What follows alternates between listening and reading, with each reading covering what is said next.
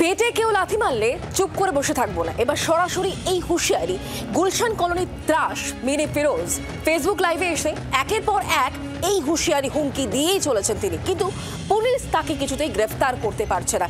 কেন পুলিশের কাছে এখনো পর্যন্ত অধরা সেই প্রশ্ন যেমন উঠছে, তার পাশাপাশি গুলশান কলোনিতে যে বোমা এবং গুলিকাণ্ড হয় তাতে যারা আক্রান্ত হয়েছিলেন তারা কিন্তু মিনি ফিরোজের দিকেই অভিযোগের আঙুল তুলছে, কিন্তু এই মিনি ফিরোজ সুশান্ত ঘোষ এবং পুলিশকেই এখনো পর্যন্ত হুমকি হুঁশিয়ারি দিয়ে চলেছে।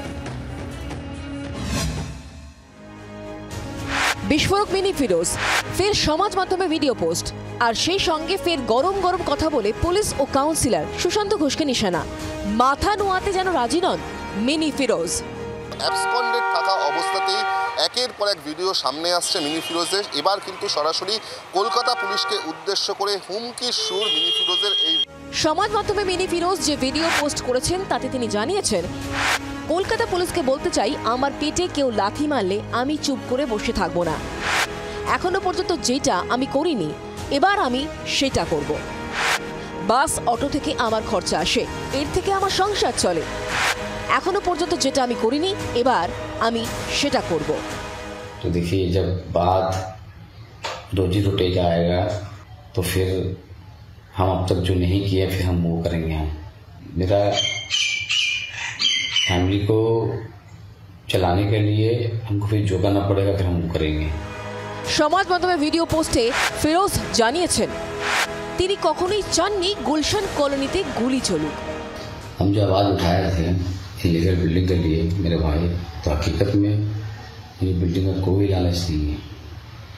ऊपर वाला अल्लाह ताला मेरा चला देता है, मैं चलता है उसमें।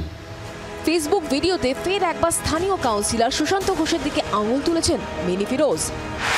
গুলশান কলোনিতে অবৈধ নির্মাণে কার লাভ হচ্ছে? কাউন্সিলরের সঙ্গে যারা থাকে তারা হয়তো সামান্য পয়সা পায়। আগামী দিনে বেআইনি নির্মাণ ভাঙা হলে আমাদেরই লোকসান হবে।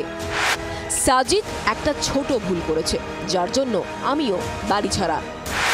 যখন থেকে এই কাউন্সিলর এসেছে তখন থেকে বিল্ডিং ভাঙা শুরু হয়েছে, কিন্তু ভাঙার চেয়ে ইনি বানিয়েছেন।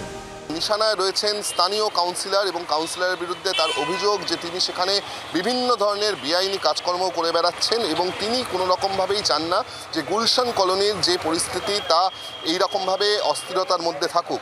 जब से काउंसिलर आया तब से बिल्डिंग टूटा है, उससे पहले टूटता था नहीं, और टूटने से ज़्यादा तो ये बनाया है। এলাকার উন্নয়ন সমাজ বিরোধীদের পছন্দ হচ্ছে না। গুলশান কলোনিকে অশান্ত করার চেষ্টা চলছিল। পুলিশ যদি অপরাধীদের মাথায় তোলে তাহলে কি হবে?